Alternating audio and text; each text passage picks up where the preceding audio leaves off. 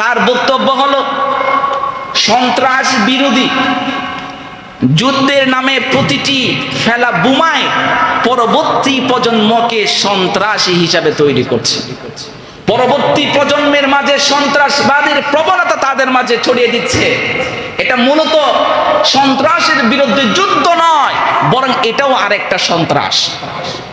3 number, Chris হ্যাজেক, তিনি মার্কিন সাংবাদিক ছিলেন। তিনি বলেন, we have become what we despise. In fighting terror, we have become its mirror. তিনি বলেন, আমরা যেই রূপ নিয়েছি, যাকে আমরা ঘৃণা করি, সন্ত্রাসের বিরুদ্ধে লড়াই করতে গিয়ে আমরাই সন্ত্রাসের প্রতিবিম্বে পরিণত হয়েছি।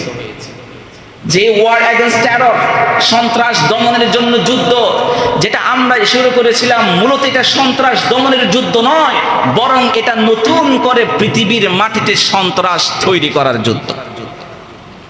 এভাবে আমরা যদি আরো, এই যে সম্প্রতি আপনি দেখবেন আপনার এই যে রাশিয়ার সাথে ইউক্রেনের যুদ্ধ চলছে, চীনের সাথে আমেরিকার যুদ্ধ আছে তাইওয়ান নিয়ে, ইরানের সাথে বর্তমান ইসরায়েলের যুদ্ধ লাগছে, এগুলো কোন দিকে নিয়ে যাচ্ছে? এগুলো হচ্ছে কি পৃথিবীর মাঝে আরো একটা তৃতীয় বিশ্বযুদ্ধের দিকে এটাকে এগিয়ে নিচ্ছে। এবং তৃতীয় বিশ্বযুদ্ধ হওয়ার অসংখ্য কারণের মধ্যে উল্লেখযোগ্য 5টি কারণ হলো, 1 নাম্বার হলো সুপার পাওয়ার কনফ্লিক্ট, অর্থাৎ পরাশক্তির দ্বন্দ্ব। আমরা জানি পৃথিবীর সুপার পাওয়ার কারা? পৃথিবীর সুপার পাওয়ার আমেরিকা, রাশিয়া, চীন, এরা হচ্ছে পৃথিবীর সুপার পাওয়ার। এরা প্রত্যেকেই চায় ইন্ডিভিজুয়াল, জানি 9/11 এর ঘটনাকে কেন্দ্র করে এই আমেরিকা যে টুইন টাওয়ারে যে হামলা হয়েছে, প্রায় 3000 মানুষ মারা গিয়েছে তাদের সোর্স অনুযায়ী, সেটাকে কেন্দ্র করে ওয়ার্ল্ড সেন্টিমেন্টকে তারা একত্রিত করে তার একটা ফর্মুলা তৈরি করেছিল, ওয়ার এগেইনস্ট টেরর, যে সন্ত্রাসের বিরুদ্ধে যুদ্ধ। এই যুদ্ধ করবে কে? আমেরিকা। এই আমেরিকা এই যুদ্ধ পরিচালনা করার জন্য ইউনাইটেড নেশনে, জাতিসংঘের অধিভুক্ত যতগুলো দেশ আছে, প্রত্যেকটা দেশ থেকে তারা চাঁদা করেছে। প্রত্যেকটা দেশ থেকে তারা চাঁদা নিয়ে সেই চাঁদার টাকা গুলো উড়াইছে কোথায়? আমরা সকলে জানি আফগানিস্তানে তারা মার্কিন আগ্রাসন চালিয়েছিল 2001 সালের 7ই অক্টোবর। কারণ তারা কি উদ্দেশ্যে আফগানিস্তানের মধ্যে হামলা চালিয়েছিল? যুক্তরাষ্ট্র দাবি করেছে যে আল কায়দার নেতা ওসামা বিন লাদেন আফগানিস্তানের তালেবানের আশ্রয়ে ছিল। এতে করে তারা সেখানে মার্কিন আগ্রাসন চালিয়ে সেই সময়ে তালেবান সরকারকে ক্ষমতাচ্যুত করেছিল এবং সেখানে তারা একটা অপারেশন চালিয়েছিল, যে অপারেশনের নাম ছিল অপারেশন ইনডিউরিং ফ্রিডম। এই অপারেশনকে চালানোর মাধ্যমে তারা আফগানিস্তানে হাজার হাজার নিরীহ মানুষকে তারা শহীদ করেছে। 2 নাম্বার, তারা ইরানে মার্কিন হামলা চালিয়েছিল 2003 সালে। এই যুক্তরাষ্ট্র দাবি করেছিল কি, যে ইরাকের শাসক সাদ্দাম হুসেনের নাম আমরা সকলে জানি। আজ বর্তমান সময়ে যদি মধ্যপ্রাচ্যের প্রত্যেকটা মুসলিম দেশে যদি একজন সাদ্দাম থাকতো, তাহলে ট্রাম্প এবং নেতানিয়াহু তারা লেজ গুটিয়ে পালাতো। তারা জানতো যে এক সময় এই সাদ্দাম হুসাইন হবে পশ্চিমা পরাশক্তির জন। সেজন্য তারা মুসলমানদের মাঝে বিভাজন তৈরি করে সাদ্দাম হুসাইনকে গ্রেফতার করে তারা ফাঁসিতে ঝুলিয়েছিল। যে কারণে তারা ফাঁসিতে ঝুলিয়েছিল, পরবর্তী সেই কারণটা মিথ্যা প্রমাণিত হয়েছিল। সেই ইরাকের মধ্যে তারা সাদ্দাম হুসাইনকে সন্ত্রাসের মদত, তার কাছে বিপজ্জনক অস্ত্র আছে বলে তারা তাকে গ্রেফতার করেছিল। সেই বিপজ্জনক অস্ত্র কি? সেটা হলো WMD। WMD মানে কি? Weapon of mass destruction. Weapon of mass destruction, যে অস্ত্র দিয়ে গণহত্যা চালানো হয়, সেরকম একটা বিপজ্জনক অস্ত্র তার কাছে আছে বলে তাকে গ্রেফতার করা হয়। এবং 20 মার্চ 2003 সালে ইরাকে আক্রমণ করা হয়।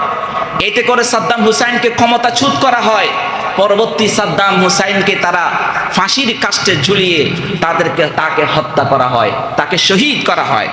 পরবর্তী এই যে WMD, যেটার কারণে সাদ্দাম হুসাইনকে ধরে ফাঁসিতে ঝুলা হয়েছিল, সেই WMD যে এটার সাথে যে সাদ্দাম হুসাইনের কোনো সম্পর্ক ছিল না, সেটা প্রমাণিত হলো। তাহলে এই যে মধ্যপ্রাচ্য, পশ্চিমা বিশ্বের কথা শুনে তারা তাদের বড় নেতাকে তাদের হাতে তুলে দিয়েছিল, বিনিময়ে তারা কি পেয়েছে? বিনিময় এখনো মধ্যপ্রাচ্যের সকল মুসলিম রাষ্ট্র পশ্চিমাদের গোলাম হয়ে আছে। 3 নাম্বার, তারা পাকিস্তানে ড্রোন হামলা চালিয়েছিল।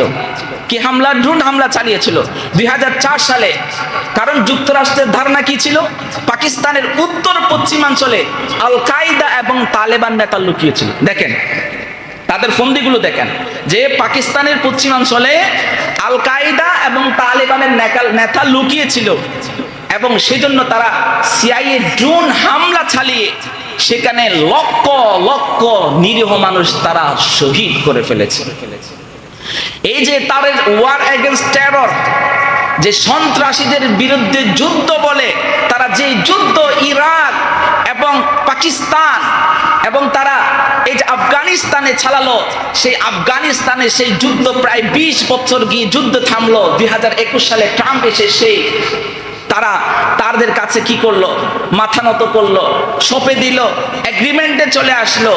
এই যে বছরের পর বছর যে এই মুসলিম কান্ট্রির মধ্যে তারা যে নির্যাতন চালিয়েছিল, এতে করে নিরীহ সিভিলিয়ান মৃত্যু হয়েছে, আর কোনো কিছু হয় না।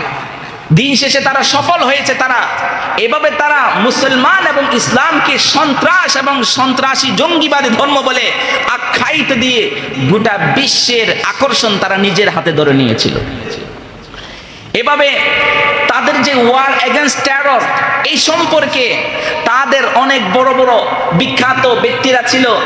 তার মধ্যে একজন নোয়াম চমস্কি ছিল।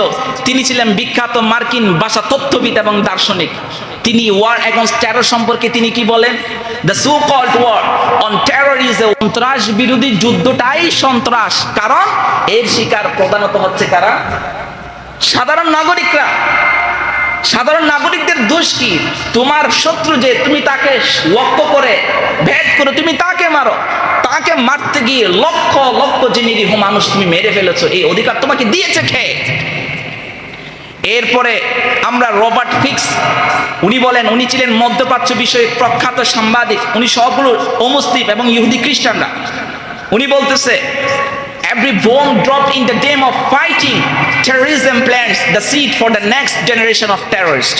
তার বক্তব্য হলো, সন্ত্রাস বিরোধী যুদ্ধের নামে প্রতিটি ফেলা বোমায় পরবর্তী প্রজন্মকে সন্ত্রাসী হিসাবে তৈরি করছে। পরবর্তী প্রজন্মের মাঝে সন্ত্রাসবাদের প্রবণতা তাদের মাঝে ছড়িয়ে দিচ্ছে। এটা মূলত সন্ত্রাসের বিরুদ্ধে যুদ্ধ নয়, বরং এটাও আরেকটা সন্ত্রাস। 3 নাম্বার, ক্রিস হ্যাজেট, তিনি মার্কিন সাংবাদিক ছিলেন। তিনি বলেন, we have become what we despise in fighting terror, we have become its mirror. তিনি বলেন, আমরা যেই রূপ নিয়েছি, যাকে আমরা ঘৃণা করি, সন্ত্রাসের বিরুদ্ধে লড়াই করতে গিয়ে আমরাই সন্ত্রাসের প্রতিবিম্বে পরিণত হয়েছি। যে ওয়ার এগেইনস্ট টেরর, সন্ত্রাস দমনের জন্য যুদ্ধ, যেটা আমরা শুরু করেছিলাম, মূলত এটা সন্ত্রাস দমনের যুদ্ধ নয়, বরং এটা নতুন করে পৃথিবীর মাটিতে সন্ত্রাস তৈরি করার যুদ্ধ।